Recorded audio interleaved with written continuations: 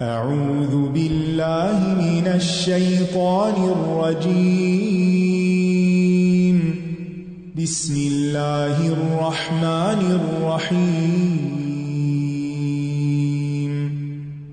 الحمد لله رب العالمين. الرحمن الرحيم. مالك يوم الدين. إياك نعبد وإياك نستعين. اهدنا الصراط المستقيم. صراط الذين أنعمت عليهم غير المغضوب عليهم ولا الضالين.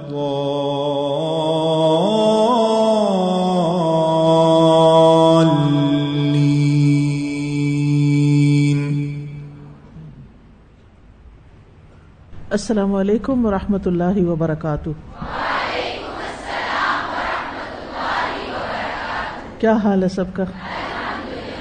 الحمدللہ. تو آپ نے مزید کچھ غور و فکر کیا؟ کیا غور و فکر؟ قصے کیوں پڑھنے چاہیے؟ کیوں پڑھنے چاہیے؟ غور و فکر کے لیے. لعلہم یتفکرون. فاقصص القصص لعلہم یتفکرون.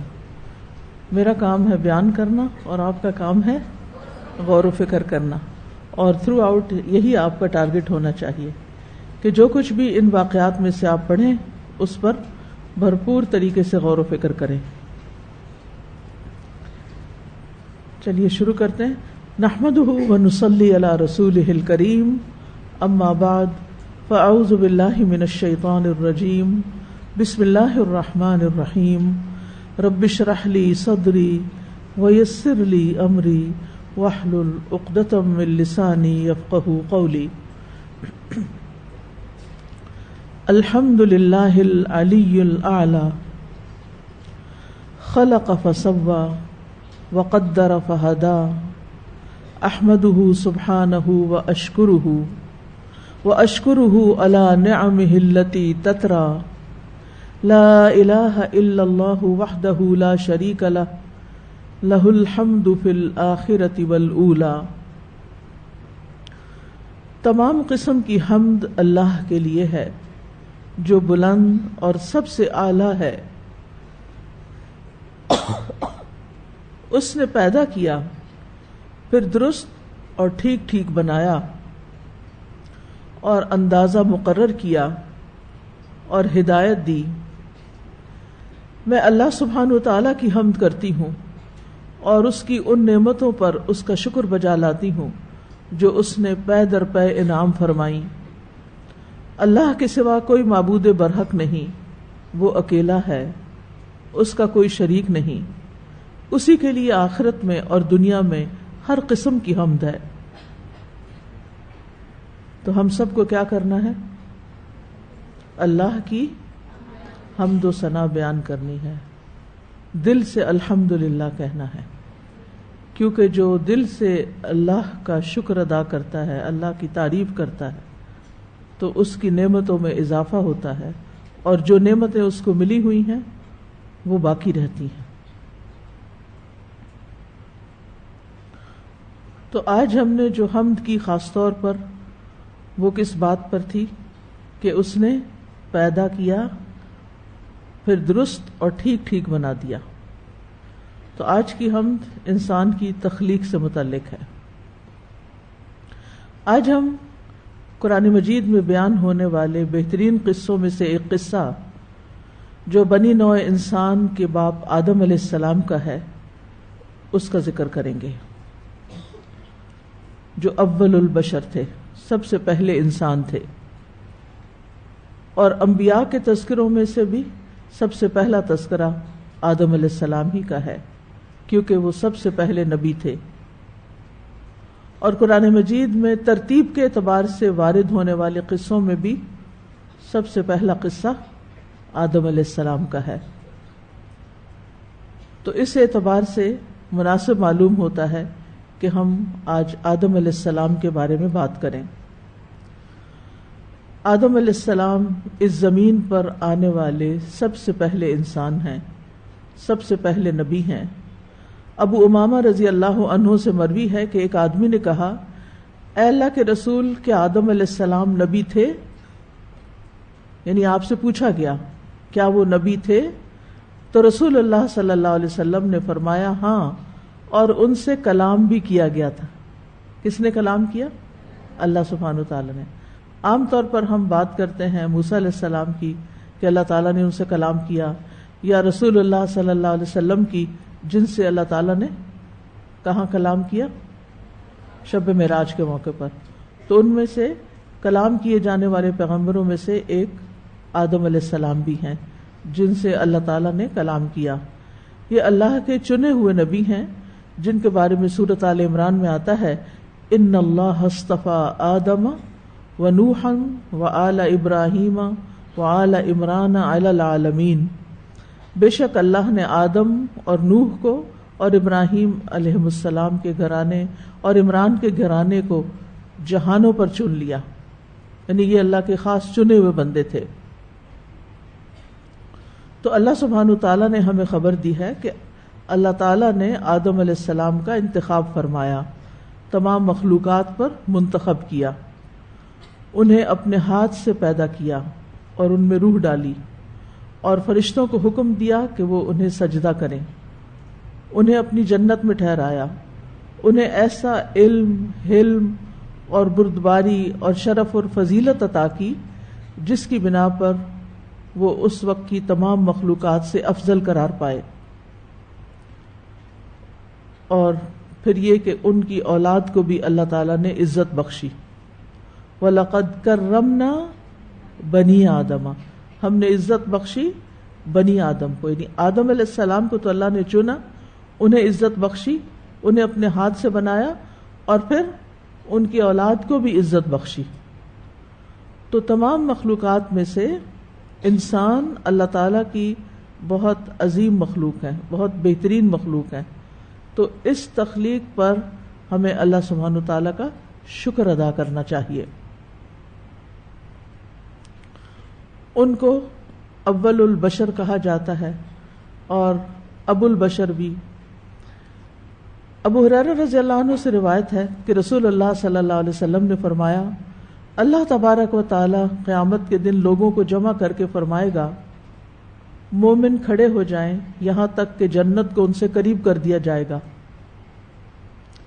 پس وہ آدم علیہ السلام کے پاس آئیں گے اور کہیں گے، اے ہمارے ابا جان، یعنی ان کو سب لوگ باپ کا درجہ دیتے ہیں، تمام انبیاء بھی اور تمام انسان بھی۔ تو وہ جنت کے قریب پہنچ جائیں گے تو کہیں گے، اے ابا جان، ہمارے لیے جنت کھلوا دیں، ہمارے لیے جنت کھلوا دیں۔ تو وہ کیا جواب دیں گے؟ تمہیں تمہارے باپ کی غلطی نے تو جنت سے نکلوایا تھا،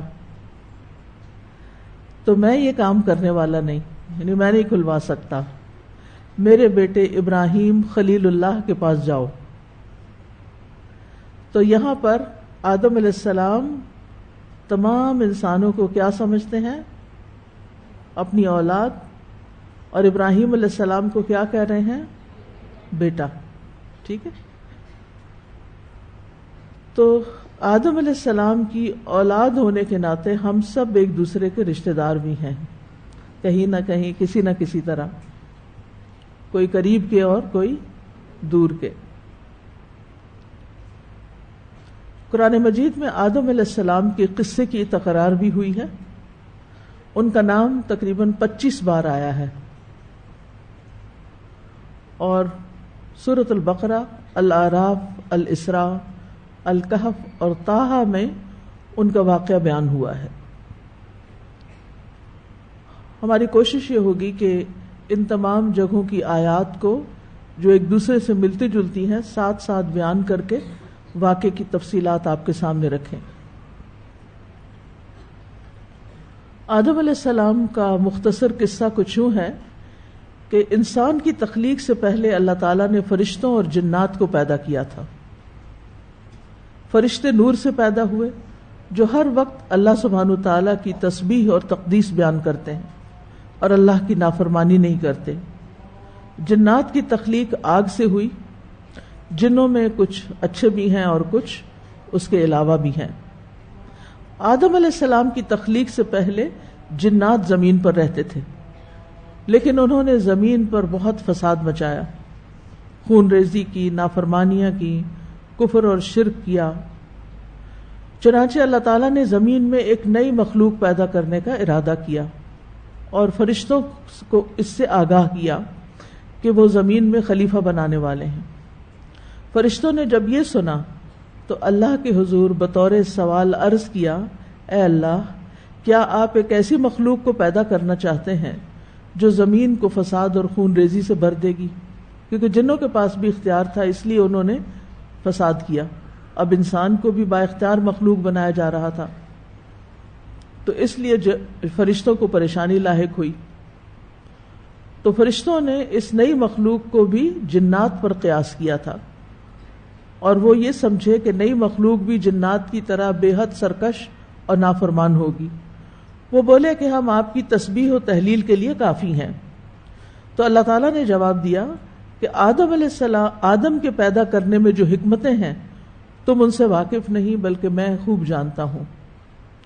چنانچہ اللہ تعالیٰ نے آدم علیہ السلام کو مٹی سے پیدا کیا، ان میں روح پھونکی، اور انہی سے ان کی بیوی حوا علیہ السلام کو پیدا کیا، اور پھر آدم علیہ السلام کی پشت سے قیامت تک پیدا ہونے والی ان کی تمام اولاد کی روحوں کو نکالا۔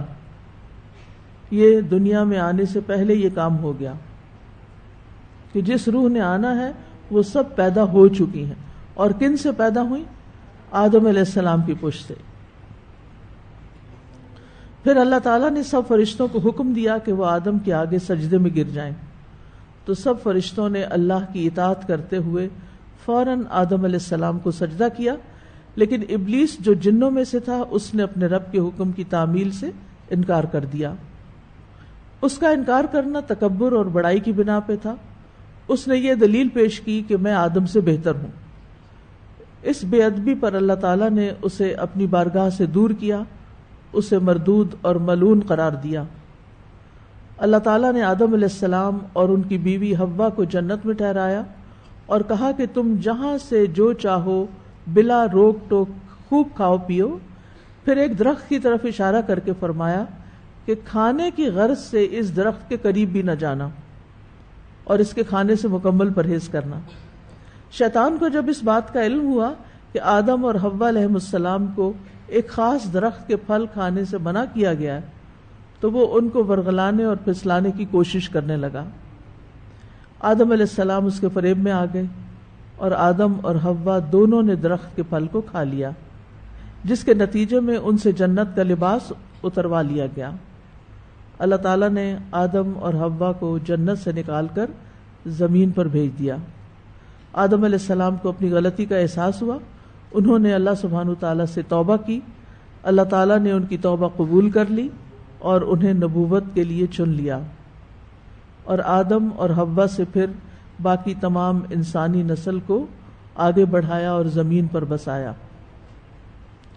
تو یہ ہے مختصراً آدم علیہ السلام کا قصہ اول سے آخر تک، اور یہاں سے نسل انسانی دنیا میں پھر پھیلتی چلی گئی۔ اب اس قصے کے اندر بہت سے سبق ہیں، بہت سی سیکھنے کی باتیں ہیں، اور چونکہ یہ قصص القرآن ہے اور رمضان کی نسبت سے یہ سیریز شروع کی گئی ہیں، اور رمضان وہ مہینہ ہے جس میں قرآن نازل کیا گیا، شہر رمضان الذی انزل فیہ القرآن، لہٰذا ہم قصہ صرف بطور قصہ نہیں سنائیں گے، بلکہ اس کے ساتھ ساتھ ہم قرآن مجید کی تلاوت بھی آپ کو سنائیں گے، اور پھر ہر آیت سے نکلنے والے سبق بھی، یعنی ایک طرح سے ان آیات میں تدبر بھی ہوگا تاکہ ہم غور و فکر کر سکیں۔ کتاب انزلناہ الیک مبارک لیدبروا آیاتہ ولیتذکر اولو الالباب۔ تو آپ انشاءاللہ اپنی عقل استعمال کرتے ہوئے، اولو الالباب ہوتے ہوئے ان آیات میں تدبر کریں گے اور ان سے اپنے لیے سبق لیں گے۔ ٹھیک ہے انشاءاللہ. تو آئیے ہم پہلے ان آیات کی تلاوت سن لیتے ہیں، پھر ان آیات پر غور و فکر شروع کرتے ہیں. وَإِذْ قَالَ رَبُّكَ لِلْمَلَائِكَةِ إِنِّي جَاعِلٌ فِي الْأَرْضِ خَلِيفَةً قَالُوا أَتَجْعَلُ فِيهَا مَن يُفْسِدُ فِيهَا وَيَسْفِكُ الدِّمَاءَ وَنَحْنُ نُسَبِّحُ بِحَمْدِكَ وَنُقَدِّسُ لَكَ قَالَ إِنِّي أَعْلَمُ مَا لَا تَعْلَمُونَ وَعَلَّمَ آدَمَ الْأَسْمَاءَ كُلَّهَا ثُمَّ عَرَضَهُمْ عَلَى الْمَلَائِكَةِ فَقَالَ أَنبِئُونِي بِأَسْمَاءِ هَؤُلَاءِ إِن كُنتُمْ صَادِقِينَ قَالُوا سُبْحَانَكَ لَا عِلْمَ لَنَا إِلَّا مَا عَلَّمْتَنَا إِنَّكَ أَنْتَ الْعَلِيمُ الْحَكِيمُ قَالَ يَا آدَمُ أَنْبِئْهُمْ بِأَسْمَائِهِمْ فَلَمَّا أَنْبَأَهُمْ بِأَسْمَائِهِمْ قَالَ أَلَمْ أَقُلْ لَكُمْ إِنِّي أَعْلَمُ غَيْبَ السَّمَاوَاتِ وَالْأَرْضِ وَأَعْلَمُ مَا تُبْدُونَ وَمَا كُنْتُمْ تَكْتُمُونَ وَإِذْ قُلْنَا لِلْمَلَائِكَةِ اسْجُدُوا لِآدَمَ فَسَجَدُوا إِلَّا إِبْلِيسَ أَبَى وَاسْتَكْبَرَ وَكَانَ مِنَ الْكَافِرِينَ وَقُلْنَا يَا آدَمُ اسْكُنْ أَنْتَ وَزَوْجُكَ الْجَنَّةَ وَكُلَا مِنْهَا رَغَدًا حَيْثُ شِئْتُمَا وَلَا تَقْرَبَا هَذِهِ الشَّجَرَةَ فَتَكُونَا مِنَ الظَّالِمِينَ فَأَزَلَّهُمَا الشَّيْطَانُ عَنْهَا فَأَخْرَجَهُمَا مِمَّا كَانَا فِيهِ وَقُلْنَا اهْبِطُوا بَعْضُكُمْ لِبَعْضٍ عَدُوٌّ وَلَكُمْ فِي الْأَرْضِ مُسْتَقَرٌّ وَمَتَاعٌ إِلَى حِينٍ فَتَلَقَّى آدَمُ مِنْ رَبِّهِ كَلِمَاتٍ فَتَابَ عَلَيْهِ إِنَّهُ هُوَ التَّوَّابُ الرَّحِيمُ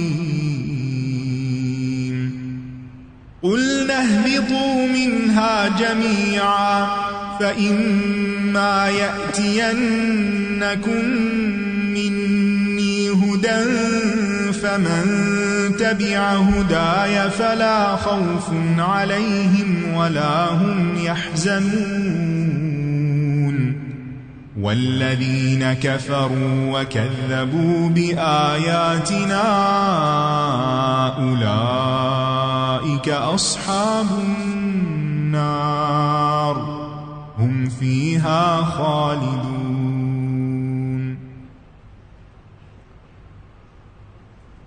آیت نمبر 30 سے. اور جب آپ کے رب نے فرشتوں سے فرمایا کہ میں زمین میں ایک خلیفہ بنانے والا ہوں، انہوں نے کہا کیا تو اس میں ایسے کو خلیفہ بنائے گا جو اس میں فساد کرے گا اور خون بہائے گا؟ اور ہم تیری تعریف کے ساتھ تسبیح کرتے ہیں اور تیری پاکیزگی بیان کرتے ہیں. فرمایا بے شک جو میں جانتا ہوں وہ تم نہیں جانتے. وَإِذْ قَالَ رَبُّكَ لِلْمَلَائِكَةِ، اور وہ وقت یاد کرو جب آپ کے رب نے ملائکہ سے کہا. اس جو ہے اس کے اندر اذکر چھپا ہوا ہے، جس کا معنی ہے وہ وقت یاد کرو، یعنی پیچھے جاؤ، سوچو، اس وقت میں پہنچو، یعنی اپنے آپ کو اس وقت میں لے جاؤں جب یہ سب کچھ ہو رہا تھا. وہ کیوں؟ کیونکہ جب انسان وہاں تک پہنچ جاتا ہے امیجنیشن میں تو باتیں زیادہ سمجھ میں آتی ہیں. یوں لگتا ہے جیسے اپنی آنکھوں سے سب کچھ ہوتا ہوا دیکھ رہا ہے. کیونکہ اللہ سبحانہ وتعالی نے آدم علیہ السلام کی تخلیق کا ارادہ فرشتوں پر پیش کیا تھا، تو پھر فرشتوں نے جو کچھ کہا اس کا ذکر اس آیت میں کیا گیا ہے. فرشتے اللہ سبحانہ وتعالی کی خاص مخلوق ہیں جو نور سے پیدا ہوئے ہیں، اور ملائکہ ملک کی جمع ہے جو الوکا سے نکلا ہے. الوکا کا معنی ہوتا ہے ارسال کرنا، بھیجنا. تو ملک کو ملک اس لیے کہتے ہیں کہ وہ اللہ تعالی کی طرف سے بھیجا جاتا ہے. کس چیز کے لیے بھیجا جاتا ہے؟ مختلف کاموں کے لیے. تو آپ نے عقیدہ میں ملائکہ کے بارے میں پڑھا ہوگا، ایمان بالملائکہ، کہ ان کے مختلف کام ہیں. اور سورۃ فاطر میں آتا ہے کہ ان کے یعنی پروں کی تعداد بھی مختلف ہے، ان کے سائزز مختلف ہیں. تو بہرحال ان کو مختلف کاموں کے لیے ڈپیوٹ کیا جاتا ہے، بھیجا جاتا ہے. اور پھر خاص طور پر وحی الہی کو لانے والے بھی جبریل علیہ السلام ہیں، وہ بھی بھیجے گئے اللہ تعالیٰ کی طرف سے. ایک دفعہ نبی صلی اللہ علیہ وسلم نے خواہش ظاہر کی کہ جبریل علیہ السلام زیادہ کثرت سے آیا کریں ان کے پاس. تو انہوں نے کہا کہ ہم صرف اللہ کے اذن سے ہی آتے ہیں. تو اللہ سبحانہ وتعالیٰ ان پر اپنے احکامات نازل کرتے ہیں، مختلف کام ان کو دیتے ہیں، اور یہ بھاگ بھاگ کے کرتے ہیں. اور یہ ایک غیبی جہان سے تعلق رکھنے والی مخلوق ہے، اور ہمیں ان پر ایمان لانا ضروری ہے. اگر کوئی شخص ملائکہ کو نہیں مانتا تو وہ مسلمان نہیں ہوتا. یہ عالم جن و انس کے علاوہ ایک تیسری مخلوق ہے. ان کی مختلف ذمہ داریاں ہیں، مختلف کام ہیں. تو آدم علیہ السلام کی تخلیق کے بارے میں اللہ تعالیٰ نے فرشتوں کو خبر دی. دوسری جگہ پر سورۃ صاد میں فرمایا اذ قال ربک للملائکۃ انی خالق بشرا من طین. یہاں جائل کا لفظ آیا ہے، وہاں خالق کا لفظ آیا ہے. دونوں جگہ اسم استعمال ہوا ہے. اخلق نہیں کہا، اجعل نہیں کہا. ٹھیک ہے. جائل. علم بلاغت اور علم لغت میں اسم یعنی ایک ہوتا ہے نا اسم اور ایک ہوتا فعل، تو یہاں اسم استعمال ہوا جائل فاعل کے وزن پر. اسم ایک چیز کے ثابت ہونے یعنی اس چیز کے قائم ہو جانے پر دلالت کرتا ہے. یعنی ان الامر تم وحصل واستقر وثبت وان لم يحدث فعلا. کچھ سمجھ آئی؟ کہ یہ کام سمجھو ہو گیا، تم حصل حاصل ہو گیا، استقر قرار پکڑ گیا، ثبت ثابت ہو گیا. سارے لفظ آتے ہیں آپ کو. صرف آپ اپنے آپ کو تکلیف نہیں دینا چاہتے، سوچنا نہیں چاہتے، ایک دم اوور ویلمڈ ہو جاتے ہیں، گھبرا جاتے ہیں کہ یہی پتہ نہیں کیا کہہ دیا ہے. اس میں کوئی ہے نیا لفظ نہیں ہے نا، آتے ہیں آپ کو. وَإِن لَّمْ يَحْدُثْ فَعْلًا، اگرچہ ابھی واقع ہوا نہیں. تو فعل جو ہوتا ہے نا، فعل کے مقابلے میں اسم زیادہ قوی ہوتا ہے. یعنی ارادے کی پختگی ہے اس میں کہ یہ تو میں کر ہی سمجھو ہو ہی گیا، یہ تو میں کرنے والا ہوں، میں نے کر ہی دیا، ایسا ہو جا ایسا ہوگا. ٹھیک ہے. مثلا ایک ہوتا ہے حافظ اور ایک ہوتا ہے یحفظ. کیا فرق ہے؟ حافظ تو ہو چکا تبھی حافظ کہتے ہیں نا کسی کو، اور یحفظ ابھی کر رہا ہے. ٹھیک ہے. تو اسم جو ہے یہ کسی چیز کے ثابت ہونے پر دلالت کرتا ہے. تو انی جاعل فی الارض خلیفہ، میں تو لازماً زمین میں ایک خلیفہ بنانے والا ہوں. خلیفہ کون ہوتا ہے؟ خلیفہ وہ ہوتا ہے جو کسی کی موت کے بعد یا اس کے غائب ہونے کے بعد اس کا جانشین بنے. یا وہ تمام امور خود سر انجام نہ دے سکنے کی صورت میں بعض معاملات میں اس کا نائب ہو. تو یہاں خلیفہ سے مراد اللہ کا خلیفہ لینا درست نہیں، کیونکہ اللہ سبحانہ تعالی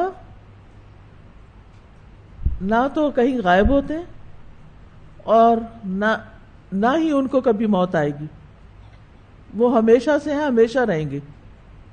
تو اس لیے کبھی بھی اللہ کا خلیفہ نہیں ہے، ٹھیک ہے، بلکہ اس سے مراد وہ لوگ ہیں جو نسل در نسل ایک دوسرے کے جانشین بنیں گے. تو انسان کو خلیفہ بنانے کے متعلق کئی ایک اقوال ملتے ہیں تفاسیر میں. ایک ہے انسان زمین میں اللہ کا خلیفہ ہے، یعنی اللہ سبحانہ وتعالیٰ نے جو کام اس کے ذمے لگائے، یہ اس معنی میں خلیفۃ اللہ، اس میں اللہ کا جانشین ہونا مراد نہیں ہے یہاں، بلکہ الگ معنی میں کہ اللہ تعالیٰ نے جو کام اس کے ذمے لگائے ہیں کہ وہ زمین کو آباد کرے، اس کو تعمیر کرے اور سڑکیں بنائے، نہریں کھودے، یہ کام کوئی اور مخلوق نہیں کر سکتی، نہ جنات کر سکتے ہیں اور نہ فرشتے کرتے ہیں، نہ پرندے، نہ ہی شیر، گیدڑ وغیرہ، وہ یہ نہیں کام کرتے. یہ کام کون کرے گا؟ انسان کرے گا، یعنی زمین کو آباد کرنے کا کام. تو اس معنی میں خلیفہ کا لفظ استعمال ہوا ہے کہ جو کام اس کے ذمے لگائے جائیں گے وہ کام کرے گا، اور کام وہ اللہ سبحانہ وتعالیٰ کی طرف سے ایک طرح سے اس کو الہام کیے جائیں گے. دوسرا ہے آدم علیہ السلام اپنے سے پہلے کی مخلوق کے نائب ہیں، اور پہلے کی مخلوق کون ہے؟ جنات. تیسرا انسان ایک دوسرے کا خلیفہ،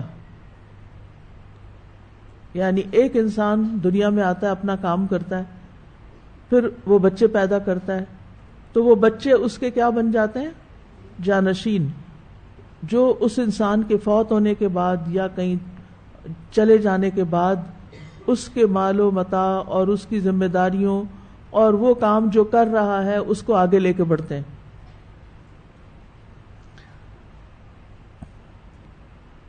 ایک اور معنی بھی کیا گیا ہے، اور وہ ہے کہ انبیاء نائب ہیں اور باقی انسان ان کے تابع ہیں.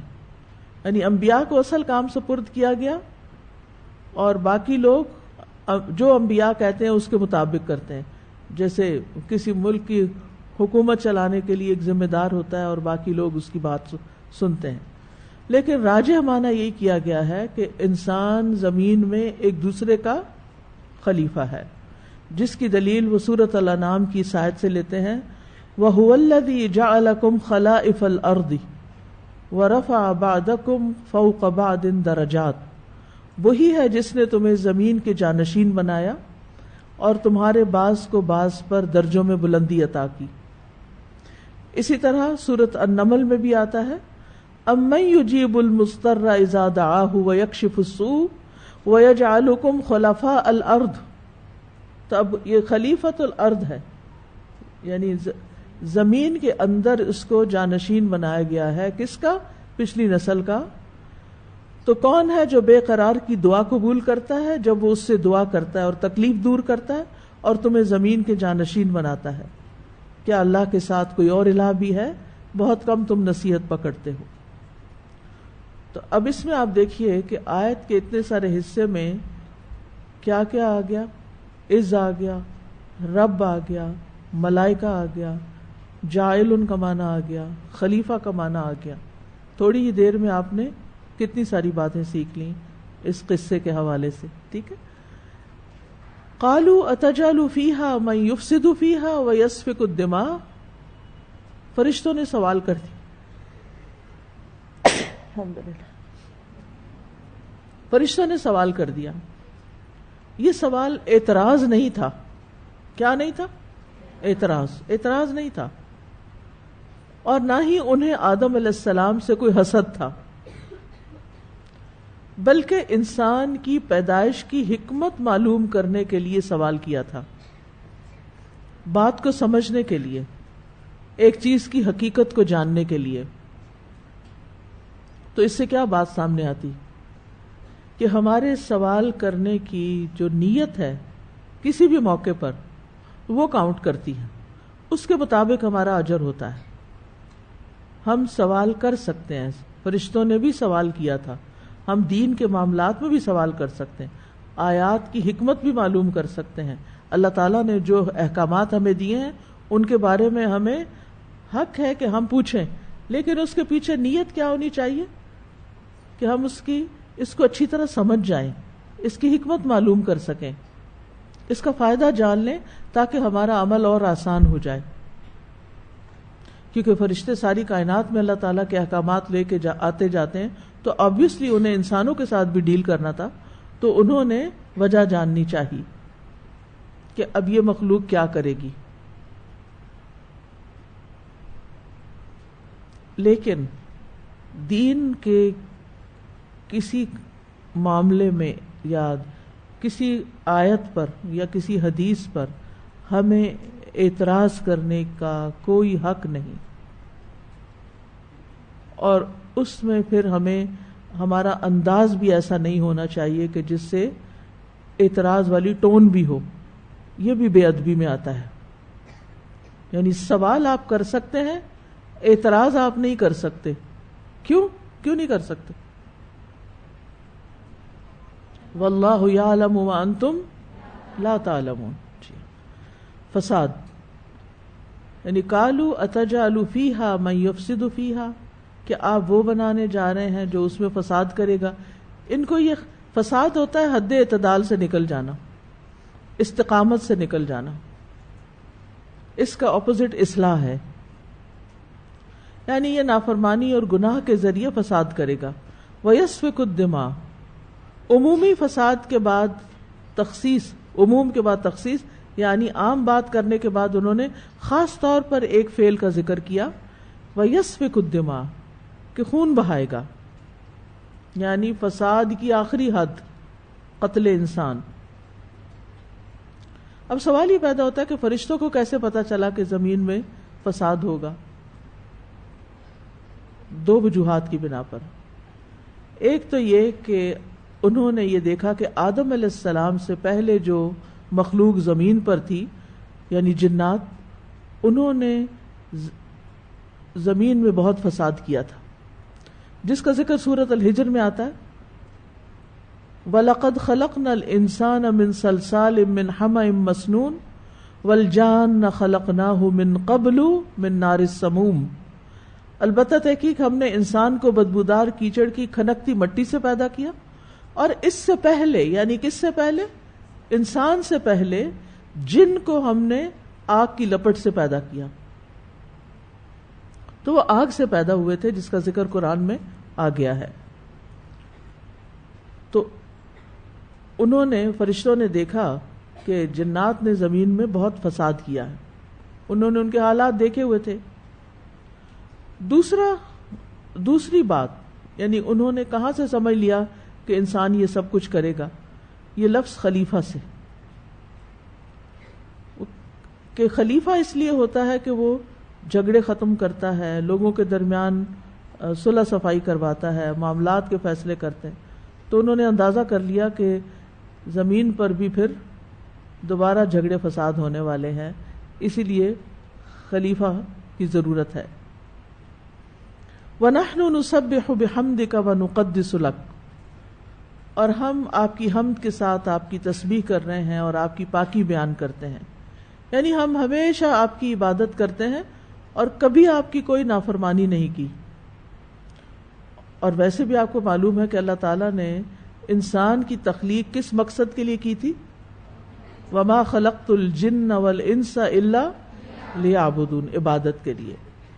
کہ اگر انسانوں کی تخلیق کا مقصد آپ کی عبادت کرنا ہے تو ہم موجود ہیں، ہم دن رات کسی کوتاہی اور اکتاہٹ کے بغیر تیری عبادت میں مشغول رہتے ہیں. تو پھر انسان کی کیا ضرورت ہے؟ یعنی کیوں پھر اس نے اور کیا کرنا ہے؟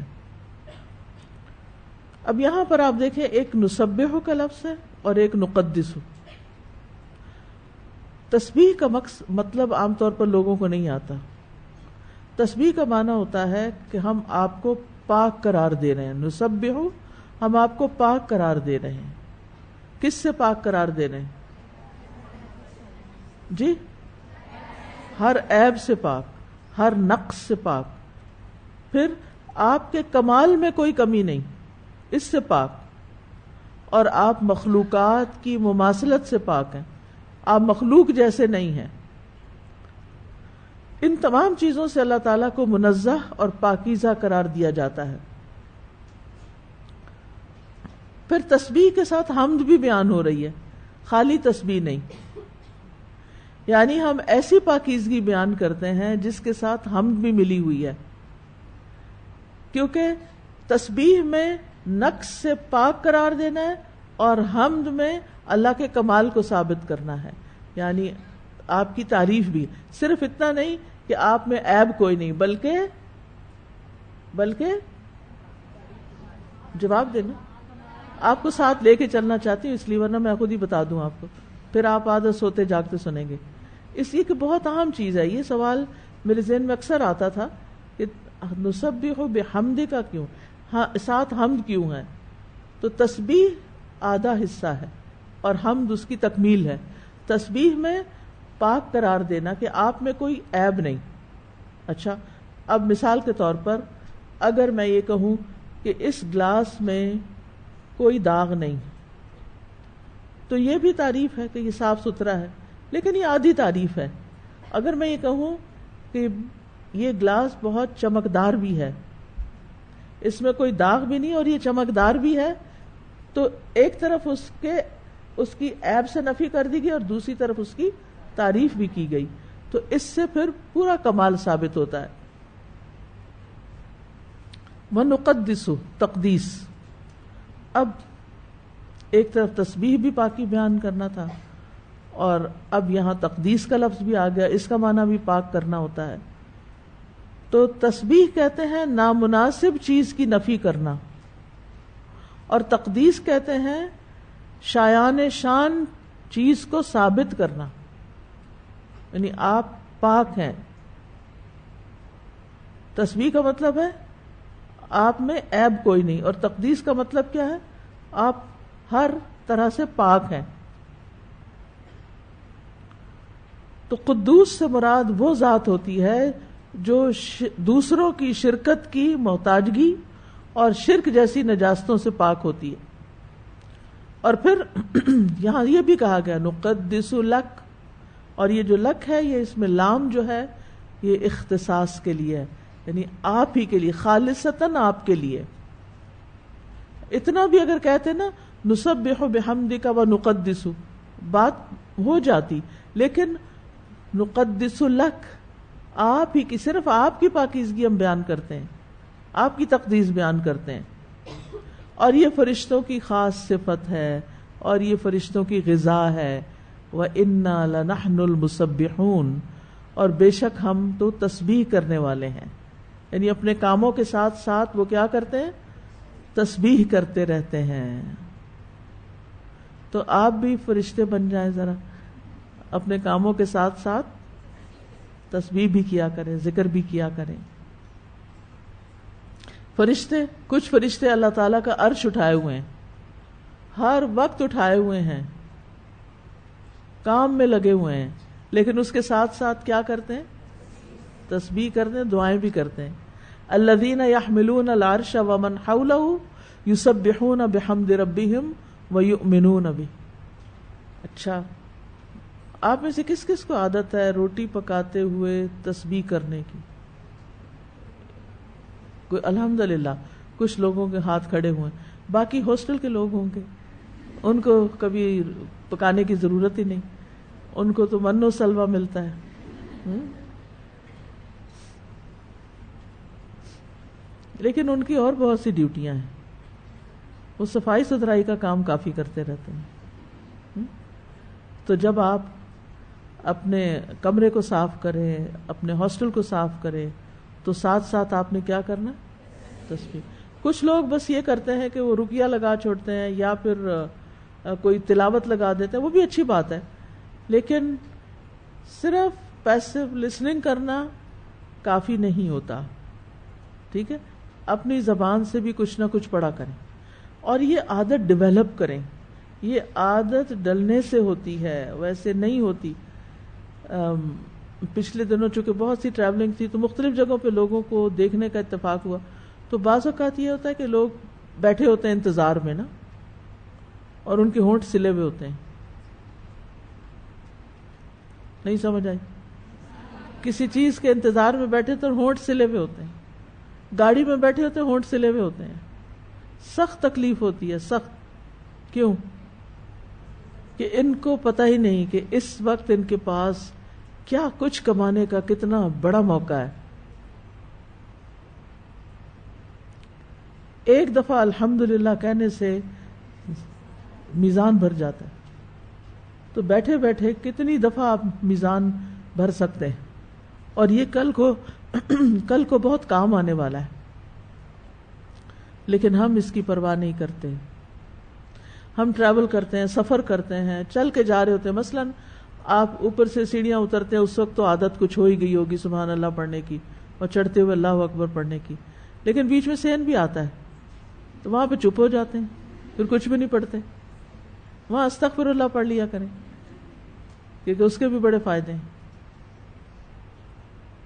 ہمارے بہت سے کاموں میں رکاوٹ ہمارے گناہوں کی وجہ سے ہوتی ہے، اس لیے ہم سب کو کثرت سے استغفار کی ضرورت ہوتی۔ آدم علیہ السلام سے اللہ تعالیٰ ناراض ہوئے تو انہوں نے کیسے منایا؟ استغفار کر کے۔ اللہ تعالیٰ نے ان کو چن لیا۔ یعنی بعض اوقات انسان سے ایسی غلطی ہو جاتی ہے یا ایسے پاسٹ میں ایسے گناہ کر کے آیا ہوتا ہے کہ وہ اس کو کبھی کبھی ہانٹ کرتے رہتے ہیں، اس کی پنچنگ ہوتی رہتی ہے، میں نے یہ غلط کیا تھا۔ بس حل یہی ہے کہ جس وقت شیطان پریشان کرے فوراً استغفار شروع کر دیں، اور اللہ تعالیٰ معاف کرنے والا ہے۔ اور نہ صرف یہ کہ معاف کرنے والا ہے بلکہ چن لینے والا ہے۔ ٹھیک ہے نا؟ اللہ تعالیٰ ہماری طرح نہیں ہے کہ ہم اگر کسی نے ماضی میں کوئی غلطی کر دی ہمارے ساتھ یا کسی کے ساتھ، یا اس سے کوئی غلطی ہو گئی، ہم اس کو معاف نہیں کرتے۔ ایسا ہی ہے نا؟ یا اس کو جتائیں گے یا اس کے بارے میں بری سوچ سوچیں گے۔ ایسا نہیں کرنا چاہیے۔ ایسا نہ ہو کہ اس نے پتہ نہیں کتنی توبہ کر کے اللہ کو راضی کر لیا ہو اور اللہ نے اس کو چن لیا ہو خیر کے لیے، اور ہم اس کے بارے میں برا سوچ کے برا گمان کر کے اللہ کے ہاں پکڑے جائیں۔ تو جس حد تک ممکن ہو اپنے دلوں کو لوگوں کی طرف سے صاف کرتے رہا کریں۔ آپ لوگوں کو معاف کرتے رہیں گے، اللہ تعالیٰ آپ کو معاف کرے گا۔ تو فرشتے کام کرتے ہوئے تسبیح کرتے ہیں، ہم نے بھی کیا کرنا ہے؟ ہم نے بھی کام کرتے ہوئے تسبیح کرنے، کھانا پکاتے ہوئے، واک کرتے ہوئے، برتن دھوتے ہوئے، جھاڑو دیتے ہوئے، کچھ بھی کرتے ہوئے، جب اپنے آپ کو فارغ نہیں رہنے دینا، ہر وقت ذکر ذکر ذکر، کیونکہ جو والذاکرین اللہ کثیرا والذاکرات اعد اللہ لہم مغفرۃ واجرا عظیما، کثرت سے اللہ کا ذکر کرنے والے مرد اور عورتیں۔ اور یہ جو میں کہہ رہی ہوں نا کہ اپنے آپ کو عادت ڈالیں، اس میں بہت خوش قسمت ہیں وہ لوگ جن کو قرآن مجید زبانی یاد ہے۔ آپ بس سورت کو شروع تو کر دیں، کوئی اگر آپ کو بیچ میں بولنے ڈسٹرب کرنے والا نہیں تو آپ دیکھیں گے، آپ حیران ہوں گے کہ آپ تھوڑے سے وقت میں ایک کے بعد ایک سورت اور سپارے پہ سپارہ پڑھتے جائیں گے۔ صرف عادت ڈالنے کی ضرورت ہے، اپنے آپ کو عادت ڈالیں، ٹھیک ہے نا؟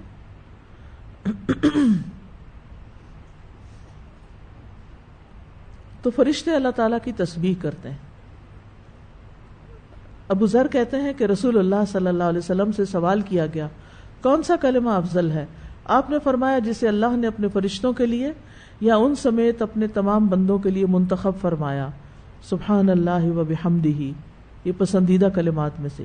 اور وہ بھی حدیث آتی نا، کلمتان حبیبتان الی الرحمن ثقیلتان فی المیزان خفیفتان علی اللسان۔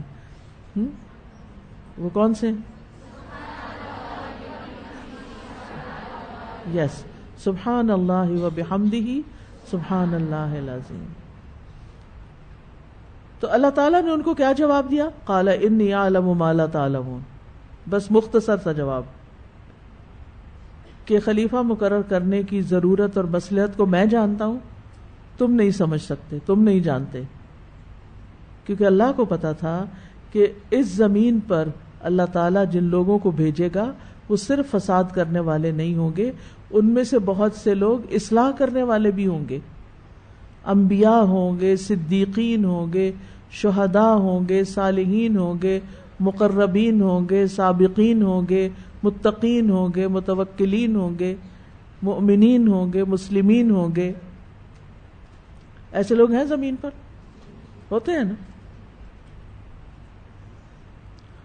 تو پھر فرشتوں کو جو خوف تھا یا فکر تھی وہ دور ہو گئی. اچھا، اب جب اللہ تعالیٰ نے یہ فرما دیا کہ میں جانتا ہوں جو تم نہیں جانتے، تو کیا فرشتوں نے پھر آگے کوئی اور آبجیکشن کیا؟ اگر کبھی آپ کی والدہ یا والد یا آپ کا کوئی ٹیچر آپ کو ڈیٹیل نہ بتائے اس کام کی جو وہ کرنے والا ہے اور آپ کو سمجھ نہیں آ رہی وہ کیوں کر رہا ہے. مثلا آپ کہیں جا رہی ہیں اور آپ کا بچہ آپ سے پوچھتا ہے آپ کہاں جا رہی ہیں، اور آپ اس کو بتانا نہیں چاہتے اور آپ اس کو یہ کہتے ہیں مجھے معلوم ہے جہاں بھی میں جا رہی ہوں. تو یہ نہ جھوٹ ہوگا، ٹھیک ہے نا، اور ضروری بھی نہیں کہ آپ ہر چیز بتائیں. بعض اوقات نہیں بتائی جا سکتی، ہر بات نہیں بتائی جا سکتی، اور ہر وقت موقع بھی نہیں ہوتا. اور اس حکمت کو بھی یہاں سے سیکھیں. جب ہم دیکھتے ہیں کہ کسی کے لہجے میں کوئی ایسا سوال ہے جو ہمارے کسی کام کے بارے میں ہے، ہماری کسی ذات کے بارے میں ہے، تو ہمارا رویہ کیا ہوتا ہے اس وقت؟ ہم کیا کرتے ہیں؟ ہم اپنے آپ کو ڈیفینڈ کرنا شروع کر دیتے ہیں. ہر وقت ڈیفینسو موڈ میں ہونے سے نکل آئیں، اپنے اندر کانفیڈنس پیدا کریں. آپ کو پتا ہونا چاہیے آپ کوئی کام کیوں کر رہے ہیں.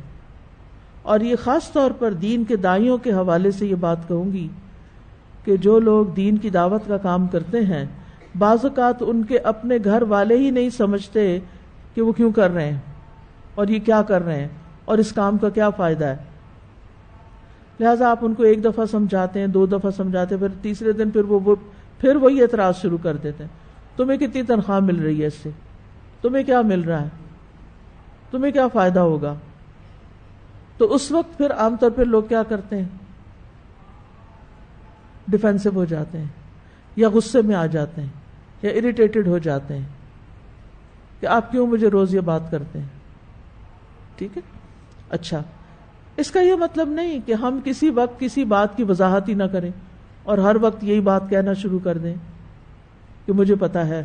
میں یہ صرف ایک خاص سچویشن کی بات کر رہی ہوں. موقع کی مناسبت سے آپ صرف اتنی سی بات کر دیں جس سے دوسرے کو کچھ نہ کچھ جواب مل جائے. کسی اور وقت میں اس کی تفصیل بھی بتا دیں تاکہ دوسرے کو تسلی ہو جائے. لیکن ہر وقت ہر بات کی صفائی دینا ضروری نہیں ہوتا، کیونکہ کچھ لوگ اتنا تنگ کرتے ہیں، وہ کہتے ہیں نہیں بس ہم ذرا کلیئر کرنا چاہتے ہیں. یہ جو کلیئر کرنا ہے نا، یہ بڑا وقت ضائع کرنے والا کام ہوتا ہے. اچھا، پھر ایک دفعہ بتائیں گے، کلیئر کریں گے، ابھی ان کی تسلی نہیں ہوتی، پھر وہ وہی کہانی دوبارہ سنانے لگیں گے. اگر آپ کہیں بھی مجھے سمجھ آ گئی آپ جو کہہ رہے ہیں، نہیں میں ذرا کلیئر کرنا چاہتی ہوں. ان عادتوں سے باہر نکلیں. آپ کا بہت بڑا ہم و غم یہ ہونا چاہیے کہ آپ نے اپنے وقت کو بچانا ہے. گفتگو مختصر کیا کریں، باتیں کم کیا کریں، لغویات سے دور رہیں. والذین هم عن اللغو معرضون، اور اس وقت کو بچا کر کچھ قرآن حفظ کر لیں، کچھ دعائیں یاد کر لیں، کوئی اچھی کتاب پڑھ لیں، کسی کے کام آ جائیں، کچھ سنوار لیں. میں نے یہ دیکھا کہ جو لوگ بہت باتیں کرتے ہیں نا، وہ اکثر اپنے کاموں کو بھول جاتے ہیں. ان کو اہم کام بھول جاتے ہیں، ان کی کاموں کی طرف کوئی توجہ نہیں ہوتی. ان کے کاموں میں ایکسیلنس کا لیول بھی نہیں ہوتا، کیونکہ ان کی ساری توجہ کس پہ ہوتی ہے؟ فضول باتیں کرنے پر، جن کا کوئی مقصد نہیں، کیونکہ وہ یہ باتیں کر کر کے وہ اپنے آپ کو خوش کرتے رہتے ہیں. ٹھیک ہے، باتیں کر کے انسان اپنے غم بھلا سکتا ہے، ہر انسان کی زندگی میں کچھ چیلنجز ہوتے ہیں، لیکن ان کا حل یہ نہیں کہ آپ فضول باتیں کر کے اپنا اور دوسروں کا وقت ضائع کر کے اپنے غم بھلائیں. کچھ لوگ فون پہ آپ کو پکڑ لیتے ہیں، کچھ ٹیکسٹ کر کر کے آپ کو تنگ کرتے ہیں. ایسے سب جنوں کو قابو کریں. کیسے کریں گے؟ کوئی بتائے گا آپ میں سے؟ کوئی بتائے گا؟ جی کسی کے پاس حل ہی نہیں ہے، لگتا سب اس کا شکار ہے. مجھے پتا کیا چیز بہت ڈراتی ہے. میں سوچتی ہوں کہ جب موت کا وقت آئے گا اور اس وقت اگر میں یہ کہوں کہ میری ساری جمع پونجی زندگی کی آپ لے لیں، سب کچھ لے لیں، مجھے 5 منٹ اور دے دیں کہ میں کچھ اللہ کا ذکر کر لوں، معافی مانگ لوں، توبہ کر لوں، کوئی صدقہ خیرات کر لوں، دیں گے مجھے؟ 1 سیکنڈ بھی نہیں دیں گے. اور ابھی میرے پاس ڈھیروں سیکنڈز ہیں، ڈھیروں منٹس ہیں، ڈھیروں گھنٹے ہیں، دن ہیں، میں کیوں نہیں ان کو استعمال کرتی؟ ہر لمحے کے لیے فکر مند ہوا کریں کہ اس کو میں نے کہاں استعمال کرنا ہے. اور اس کے لیے صرف کرنے کے کام نہیں، چھوڑنے کے کام بھی سوچیں. مجھے اپنی زندگی سے کیا کچھ نکال دینا چاہیے تاکہ میں اس کی جگہ زیادہ امپورٹنٹ کام کر سکوں. کون سے کام ایسے ہیں جو میرے علاوہ کوئی اور بھی کر سکتا ہے؟ وہ دوسرے کر رہے ہیں، مجھ سے بہتر کر سکتے ہیں، مجھے وہ کرنا چاہیے جو وہ نہیں کر سکتے.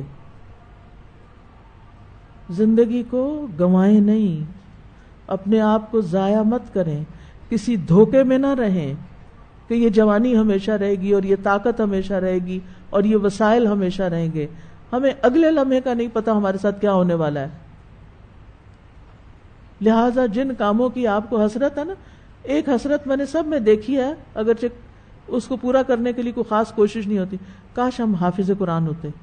یہ اکثر لوگوں کو میں نے قریب سے دیکھا ہے، سنا ہے. بڑی آپ دعا کریں ہم بھی حفظ کر لیں. صرف ہماری دعاؤں سے آپ نہیں کرنے والے جب تک آپ خود سنجیدہ فیصلہ نہیں کرتے، کیونکہ ما ہوا بالہزل، یہ کوئی کھیل تماشے کی چیز نہیں، یہ ایک سنجیدہ معاملہ ہے. اس کے لیے آپ کو سنجیدگی اختیار کرنی ہے، اس کے لیے آپ کو اپنا وقت نکالنا ہے. لہذا کیا کرنا ہے؟ فضول چیزوں کو زندگی سے باہر نکالنا ہے، وقت ضائع کرنے والے لوگوں سے بچ کے رہنا ہے، اور ایسے لوگوں کا ساتھ اختیار کرنا ہے جو اپنے وقت کو بہترین طریقے سے استعمال کرتے ہوں. ان کے پاس رہ کے سیکھیں وہ کرتے کیا ہیں. قال انی اعلم ما لا تعلمون. اس وقت اللہ تعالیٰ نے بس اتنی بات کہہ کے بات ختم کر دی کہ میں جانتا ہوں جو میں کرنے والا ہوں. آپ بھی جو کچھ کر رہے ہیں اس کے بارے میں آپ کو پتا ہونا چاہیے آپ کیوں کر رہے ہیں. مثلا یہ کورس کر رہے ہیں، کیوں کر رہے ہیں؟ اس لیے کہ امی نے بھیج دیا تھا، زبردستی چھوڑ گئی تھی، اس لیے کہ کوئی اور کام نہیں تھا تو میں نے کہا چلو یہی کر لیتی ہوں، فارغ وقت ہے.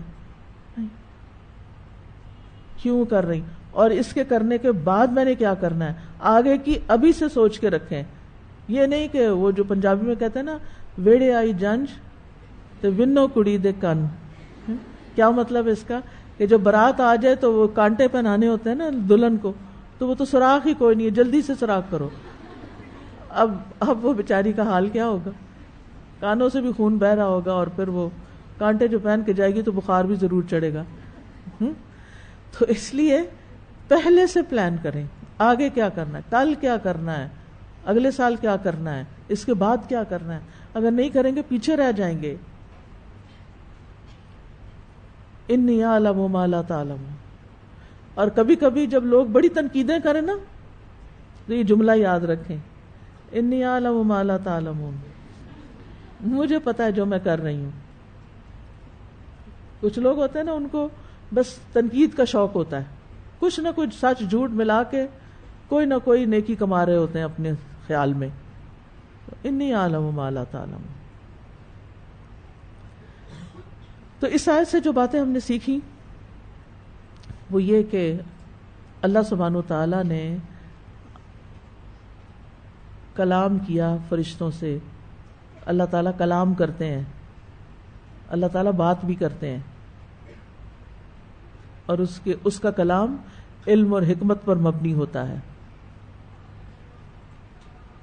پھر اس میں انسان کی عزت اور شرف کا بیان ہے کہ اللہ نے اس کو بنایا. پھر اسی طرح انسان کی تخلیق کے بارے میں ایک غلط نظریے کا بطلان بھی ہے، اور وہ کیا ہے؟ ارتقاء کا نظریہ، کہ انسان بطور انسان نہیں پیدا ہوا بلکہ حیوانات کے مختلف چھوٹے بڑے طبقات سے گزر کر ایوالو ہو کر موجودہ انسانی شکل اس نے حاصل کی. پھر پتہ نہیں کئی ہزار سال سے وہ آگے کیوں نہیں بڑھا. انسان سے کچھ اور بننا چاہیے تھا، کیونکہ ایوولوشن رکنی تو نہیں چاہیے تھی نا.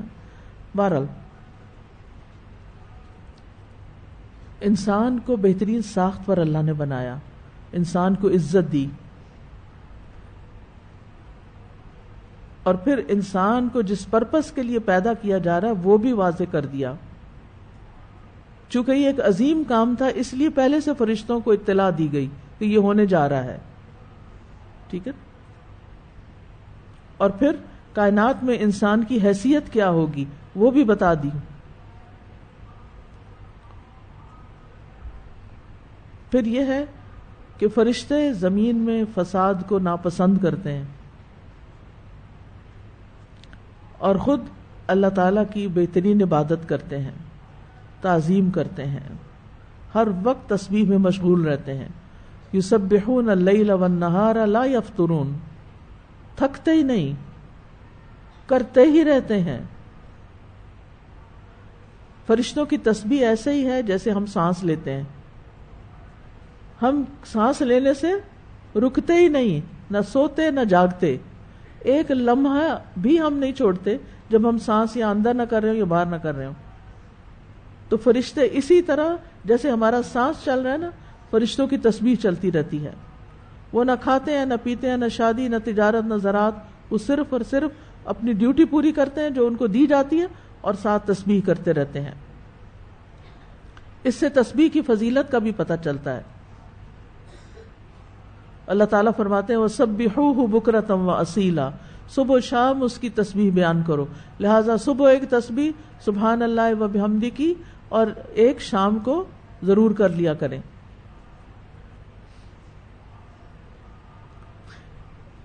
یہاں اس سے یہ بات بھی پتہ چلتی ہے کہ اگر انسان اپنی نیت درست رکھے اور نیت درست کر کے اپنے پسندیدہ ترین کام کو دوسروں سے شیئر کر لے تو اس میں کوئی حرج نہیں. فرشتوں نے جو ان کا بہترین کام ہے کیا؟ تسبیح، اس کو اپنی اس صفت کو بیان کیا.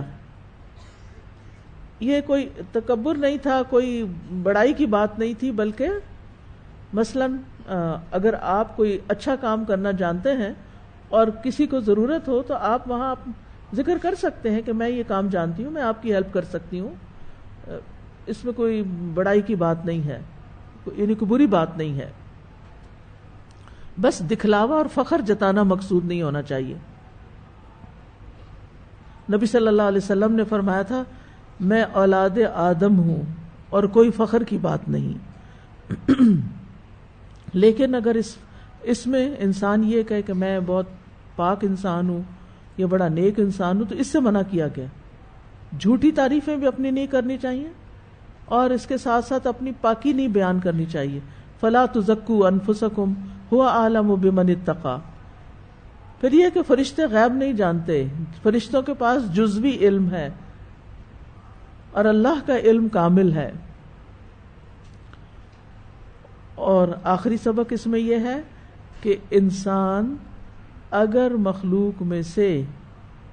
مخلوقات میں سے کسی تخلیق کی حکمت نہ جان سکے تو سر تسلیم خم کر دے. سبحانک ما خلقت ھذا باطلا. بعض اوقات آپ انہونی قسم کی چیزیں دیکھیں. بعض اوقات ہم صرف پرندے ہی دیکھتے ہیں تو ہم سوچتے ہیں پتہ نہیں یہ کیوں بنے، ان کا کیا کام ہے، ان کی کیا حکمت ہے. بعض اوقات زمین کے اندر ہم کیڑے مکوڑے دیکھتے ہیں، زمین کھودتے ہیں تو اندر سے کچھ چیزیں نکلنے لگتی ہیں. پتھروں میں، پہاڑوں میں، درختوں میں، جنگلوں میں طرح طرح کی مخلوقات ہیں. اور اب تو آپ دیکھیں کہ سوشل میڈیا کے دور میں اور پھر مختلف ایسی ایجنسیز ہیں، ایسی کمپنیز ہیں کہ جو نئی نئی چیزیں نکال کے، آپ ناسا کی ویب سائٹ پہ جائیں، آپ نیٹ جیو پہ جائیں، آپ مختلف جگہوں پہ انسٹاگرام پہ یا ویسے ویب سائٹس پہ آپ دیکھیں تو حیران ہوں گے کہ کیا کیا تخلیقات سامنے آ گئی جو آج سے 10 سال پہلے بھی لوگوں کو پتہ ہی نہیں تھا ان کا. سمندر کی مخلوقات کو دیکھیں تو اس میں طرح طرح کی چیزیں ہیں. تو اس وقت دل میں ضرور خیال آتا ہے نا کہ پتہ نہیں یہ کیوں بنی، کیا کرتی ہے، اس کا کیا کام ہے، اس کا کیا مقصد ہے. تو اگر ہمیں مقصد نہیں پتا کسی کی تخلیق کا تو ہمیں کیا کرنا چاہیے؟ کیا کرنا چاہیے؟ اللہ نے کسی مقصد سے ہی بنایا، اللہ کو پتا ہے اس نے اسے کیوں بنایا. آدم علیہ السلام کی تخلیق کے بارے میں چند باتیں اور بھی ضروری ہیں کرنا. پہلی بات تو یہ کہ آدم علیہ السلام کو مٹی سے پیدا کیا گیا، اور قرآن مجید میں ہی مٹی کے مختلف اوصاف بیان ہوئے ہیں. سب سے پہلے تراب. تراب مٹی کو کہتے ہیں نا، ڈسٹ کو. ان مثل عیسیٰ عند اللہ کمثل آدم خلقہ من تراب ثم قال له کن فیکون. بے شک عیسیٰ علیہ السلام کی مثال اللہ کے نزدیک آدم کی مثال کی طرح ہے کہ اسے تھوڑی سی مٹی سے بنایا، پھر اسے فرمایا ہو جا تو وہ ہو گیا. تو آدم علیہ السلام کیسے پیدا ہوئے؟ مٹی سے پیدا ہوئے، لیکن کلمہ کن بھی. اور حدیث سے پتہ چلتا ہے کہ اللہ تعالیٰ نے ان کا ڈھانچہ اپنے ہاتھ سے بنایا تھا. ٹھیک ہے، ابھی میں آگے وہ حدیث ریفرنس کے ساتھ آپ کو بتاؤں گی. اب آپ دیکھیں کہ آج کے ہمارے بچے کتنے کنفیوز ہوتے ہیں، اور یہیں سے بگاڑ شروع ہو جاتا ہے جب انسان یہ سمجھتا ہے کہ میں تو خود سے خود ہی بن گیا ہوں ایوالو کرتے کرتے، اللہ نے مجھے نہیں بنایا، اور وہ اللہ کا انکار کر دیتے ہیں. تو جب کبھی آپ بچوں کو یا کسی کو بھی آدم علیہ السلام کا قصہ سنائیں تو ان کی تخلیق کا جو عمل تھا اس کو بھی ضرور بیان کریں کہ وہ کیسے پیدا ہوئے. تو پہلی چیز کیا؟ تراب تھی. سب سے پہلے تراب لی گئی، پھر طین. اذ قال ربک للملائکۃ انی خالق بشرا من طین، یہ سورۃ صاد کی آیت ہے. جب تیرے رب نے فرشتوں سے کہا کہ بے شک میں تھوڑی سی مٹی سے ایک بشر بنانے والا ہوں. اب جو تراب تھی اس میں پانی ڈلا تو وہ طین بن گئی. ٹھیک ہے، اگلا مرحلہ آ گیا. پھر سورۃ الحجر میں آتا ہے وَلَقَدْ خَلَقْنَا الْإِنسَانَ مِنْ صَلْصَالٍ مِنْ حَمَإٍ مَسْنُونٍ، اور البتہ تحقیق ہم نے انسان کو بدبودار سڑے ہوئے کیچڑ کی کھنکتی مٹی سے پیدا کیا. ٹھیک، یعنی وہ گیلی مٹی کو چھوڑ دیا گیا حتیٰ کہ اس میں کیا پیدا ہو گیا؟ بو پیدا ہو گئی، لیس پیدا ہو گئی. پھر سورۃ الرحمن میں آتا ہے خلق الانسان من صلصال کالفخار، اس نے انسان کو بجنے والی مٹی سے پیدا کیا جو ٹھیکری کی طرح، جیسے گھڑا وغیرہ ہوتا ہے نا، اس میں سے آواز آتی ہے اگر آپ اس کو ٹکوریں، یعنی اس طرح. تو عربی زبان میں خشک مٹی کو تراب کہتے ہیں، گیلی مٹی کو طین کہتے ہیں، مدت تک پڑی رہے اور سیاہ ہو جائے تو حما کہتے ہیں، اور بدبو آنے لگے تو حمائن مسنون کہتے ہیں، خشک ہو کر کھن کھن بجنے لگے تو سلسال کہتے ہیں. اور مسنون کی ایک معنی یہ بھی ہے جس کی تصویر بنائی گئی ہو، اور مسنون کا ایک معنی ملائم اور نرم بھی ہے. تو آدم علیہ السلام کی پیدائش کی ترتیب یہاں سے پتہ چلتی ہے کہ سب سے پہلے اللہ تعالیٰ نے پوری زمین سے مٹی لی، اور پھر پانی ڈالا اور پھر چھوڑ دیا اور وہ لیسدار ہو گئی، کالی سیاہ ہو گئی، اس میں بو آنے لگی، اور پھر اس کو ڈھانچے کی شکل میں بنایا گیا اور ڈھانچہ سوکھ کر کھن کھن بجنے لگا۔ اس کے بعد اس میں روح پھونکی گئی۔ تو مٹی کے، زمین کی مٹی کے مختلف رنگ ہیں۔ اگر آپ ٹریول کریں نا تو ایون پاکستان کے اندر بھی مختلف پہاڑوں کے رنگ مختلف ہیں، مٹی کے رنگ بھی مختلف ہے، کہیں یلو مٹی ہے سنہری رنگ کی، کہیں لال مٹی ہے، کہیں براؤنش جیسے ہمارے ہاں عام طور پہ پائی جاتی ہے، کہیں ڈارک کلر کہیں ڈارک کلر ہے، کہیں لائٹ کلر ہے۔ تو رسول اللہ صلی اللہ علیہ وسلم نے فرمایا آدم علیہ السلام 3 طرح کی مٹی سے بنائے گئے، 3 طرح کی مٹی سے، سیاہ، سفید اور سرخ۔ ایک اور حدیث میں آتا ہے مسند احمد کی، اللہ عز و جل نے آدم کو ایک مٹھی مٹی سے پیدا کیا تھا جو اس نے ساری زمین سے اکٹھی کی تھی، ایک مٹھی مٹی سے پیدا کیا جو ساری زمین سے اکٹھی کی گئی۔ یہی وجہ ہے کہ بنی آدم زمین ہی کی طرح ہیں، کچھ سفید ہیں، کچھ سرخ ہیں، کچھ سیاہ فام ہیں، کچھ اس کے درمیان، اس طرح کچھ خبیث ہیں، کچھ عمدہ ہیں، کچھ نرم ہیں، کچھ غمگین ہیں اور کچھ ان کے درمیان، یعنی مزاج کے اعتبار سے بھی فرق ہے ان میں۔ پھر یاد رکھیے کہ ایک اور روایت میں آتا ہے کہ اللہ تعالیٰ نے، یہ عبداللہ بن عمر کہتے ہیں، یعنی کہ صحابی کا قول ہے اور امام مجاہد سے مروی ہے کہ اللہ نے 4 چیزوں کو اپنے ہاتھ سے پیدا کیا، عرش، قلم، آدم اور جنت عدن۔ پھر تمام مخلوقات سے کہا ہو جا تو وہ ہو گئی، یعنی باقی ساری مخلوق کو کن کہہ کے پیدا کیا۔ اب یہاں پر یہ جو آدم اور جنت اور یہ عرش وغیرہ ہیں، جنت کی ایک اور جگہ پہ وضاحت آتی ہے جنت عدن کے بارے میں کہ ایک اینٹ سونے کی رکھی، ایک چاندی کی رکھی اور مسک کی کستوری کا گارا، اور اس طرح اللہ تعالیٰ نے اپنے ہاتھ سے جنت عدن کو بنایا۔ اب آدم علیہ السلام کا جو ڈھانچہ تھا وہ اللہ تعالیٰ نے خود اپنے ہاتھ سے بنایا، اور پھر روح پھونکی اور وہ کن کہہ کے یا جیسے بھی، کیونکہ آیت میں پیچھے آیا ہے کہ آدم علیہ السلام کی تخلیق کے وقت بھی کن کہا گیا تھا، ٹھیک، ہو جا، اور بس ہو گئے۔ آدم علیہ السلام کو سب سے بہترین صورت پر پیدا کیا گیا۔ سورۃ الاعراف میں آتا ہے وَلَقَدْ خَلَقْنَاكُمْ ثُمَّ صَوَّرْنَاكُمْ ثُمَّ قُلْنَا لِلْمَلَائِكَةِ اسْجُدُوا لِآدَمَ فَسَجَدُوا إِلَّا إِبْلِيسَ لَمْ يَكُن مِّنَ السَّاجِدِينَ، اور یقیناً ہم نے تمہیں پیدا کیا، پھر ہم نے ہی تمہاری صورت بنائی، پھر ہم نے فرشتوں سے کہا کہ آدم کو سجدہ کرو، تو سب نے سجدہ کیا سوائے ابلیس کے، وہ سجدہ کرنے والوں میں نہ ہوا۔ تو خلقناکم ثم صورناکم، اللہ تعالیٰ نے آدم علیہ السلام کی تخلیق کو اپنی طرف منسوب کیا ہے، ٹھیک ہے۔ حدیث میں آتا ہے، مسند احمد کی روایت ہے، اللہ تعالیٰ نے آدم علیہ السلام کو اپنی صورت پر پیدا کیا، علی صورت ہی، اس کے 2 معنی ہیں، یعنی آدم علیہ السلام کو ان کی جو شکل اللہ نے سوچی تھی اس کے مطابق پیدا کیا، یعنی آدم علیہ السلام کی صورت پر پیدا کیا۔ یہ وہی صورت تھی جو ان کی پیدائش سے لے کر موت تک تھی، ان کے قد و قامت میں کوئی فرق نہیں آیا، یعنی اور لوگوں کے برعکس ان کی حالت تبدیل نہیں ہوئی، کیونکہ آدم علیہ السلام کے علاوہ باقی لوگ پہلے نطفہ ہوتے ہیں، پھر جمع ہوا خون، پھر گوشت کا ٹکڑا بنتے ہیں، پھر ماں کے شکم میں جنین یعنی حمل کی صورت میں ہوتے ہیں، پھر پیدائش کے بعد پہلے بچے بنتے ہیں، پھر جوان مرد بن جاتے ہیں، پھر ان کی جسامت مکمل ہوتی، پھر بڑھاپے کی طرف جاتے ہیں۔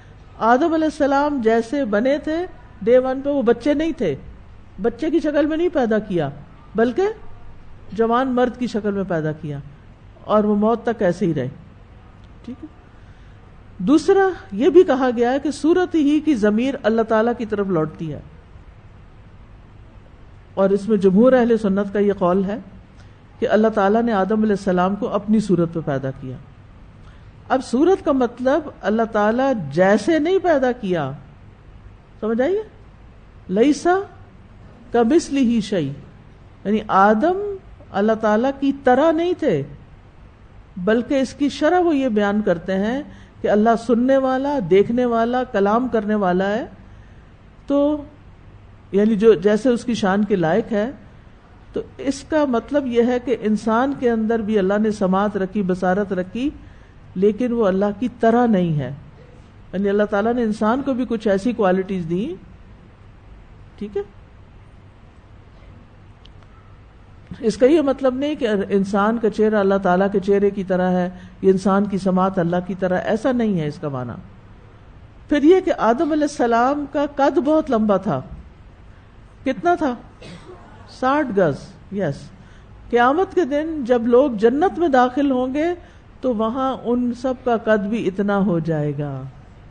حدیث میں آتا ہے، صحیح بخاری کی حدیث ہے، جو کوئی بھی جنت میں داخل ہوگا وہ آدم علیہ السلام کی شکل اور قامت پر ہوگا.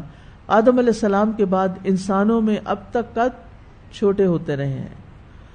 آدم علیہ السلام کو جمعے کے دن پیدا کیا گیا. دیگر مخلوقات کو جمعہ کے دن عصر کے بعد پیدا کیا گیا. اب آپ دیکھیے کہ آدم علیہ السلام کو باقی ساری مخلوقات کے بعد پیدا کیا گیا. زمین، آسمان، جن، فرشتے سب کچھ پیدا ہو چکے تھے سب سے آخر میں. تو گویا پہلے ان کا گھر تیار کیا گیا، پھر ان کو لایا گیا. اور یہ تخلیق کائنات کا نچوڑ ہے اور سب سے بہترین چیز ہے. انسان عقل، شکل، سماعت، بصارت، ہر اعتبار سے باقی تمام مخلوقات پر فضیلت رکھتا ہے، اور یہی اس کو عزت بخشی گئی ہے. اور یہ بھی کہا جاتا ہے کہ باقی مخلوقات انسان کے لیے بنی ہیں. ٹھیک ہے، انسان کی خدمت کے لیے.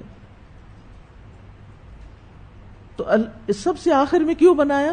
اس کی حکمت یہ بتائی جاتی ہے کہ ساری چیزیں بنانے کے بعد سب سے بہترین چیز بنائی گئی تاکہ ان سب سے کمپیئر کیا جائے کہ کوئی بھی ان جیسا نہیں ہے، وہ سب سے بہترین ہے. جیسے اللہ نے کتابوں میں سب سے افضل کتاب، نبیوں میں سب سے افضل نبی، امتوں میں سب سے افضل امت سب سے آخر میں رکھی.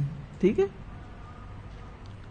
تو آدم علیہ السلام کی تخلیق کے بعد انہیں کچھ دیر، حدیث میں آتا ہے، ایسے ہی پڑا رہنے دیا گیا.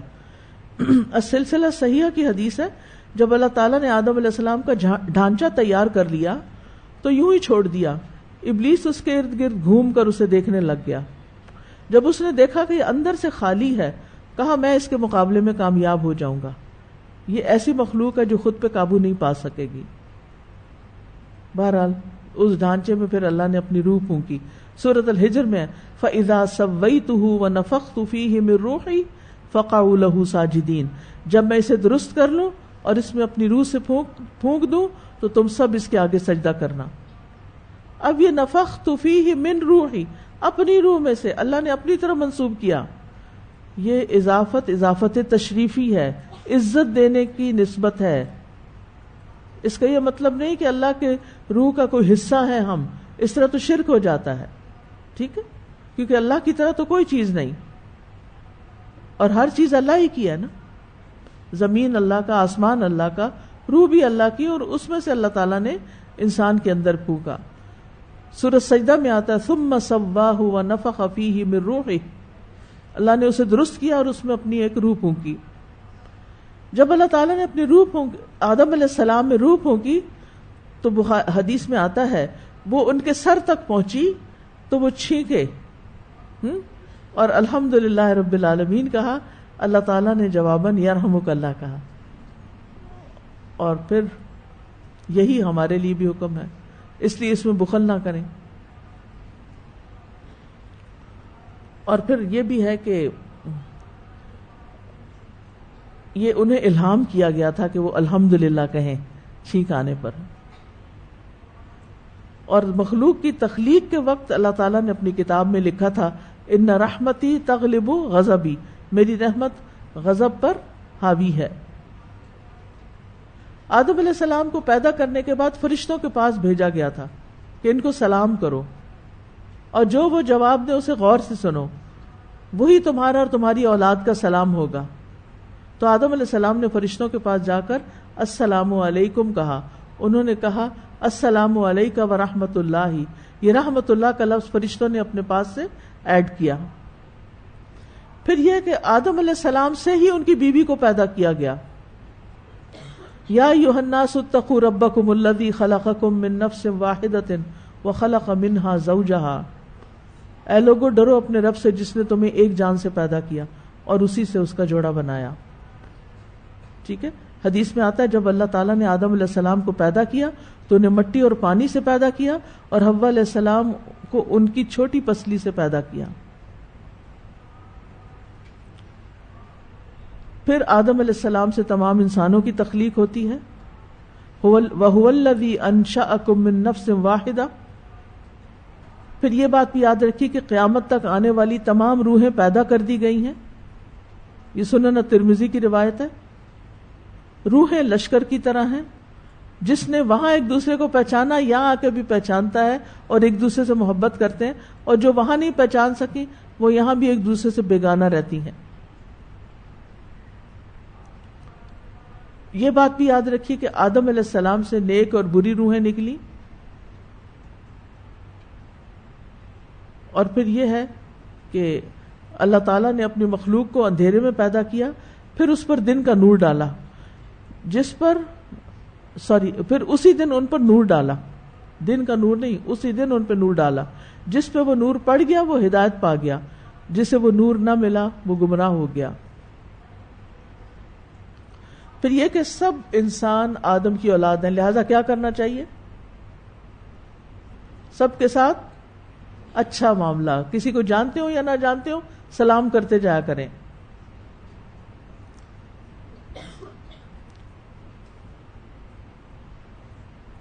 آدم علیہ السلام کو ان کی تمام اولاد دکھائی گئی. اللہ تعالیٰ نے اولاد آدم سے عہد بھی لیا تھا. وہ عہد کون سا تھا؟ عہد الست. الحمدللہ کہ آپ کو تو بہت اچھی طرح پتا ہے. آج کے لیے اتنا ہی کافی ہے. یہ آدم علیہ السلام کی تخلیق سے متعلق بات ہے کہ کس طرح پیدا ہوئے. اگر کوئی کوشچن ہو تو آپ لکھ کے دے سکتے ہیں, کل انشاءاللہ جواب دے دوں گی, اس میں لے آؤں گی, کہیں نہ کہیں انکارپوریٹ کر دوں گی. اور سوری تھوڑا سا ٹائم اوپر ہوا لیکن مجھے یہ چیپٹر مکمل کرنا تھا. اچھا, جزاکم اللہ خیرن. کچھ مہمان بھی آئے ہوئے ہیں محافظ ٹاؤن گجرانوالہ سے, تو آپ لوگ کلاس کے بعد اس طرف آ کے بیٹھ جائیں تو میں آپ سے ملاقات کر لیتی ہوں. سبحانک اللہم و بحمدک اشہد ان لا الہ الا انت استغفرک و اتوب الیک. السلام علیکم ورحمۃ اللہ وبرکاتہ.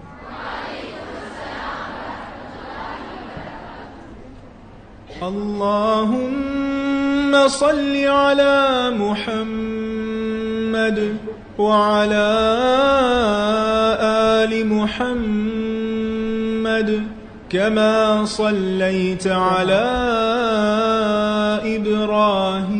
إبراهيم وعلى آل إبراهيم إنك حميد مجيد. اللهم بارك على محمد وعلى آل محمد كما باركت على إبراهيم وعلى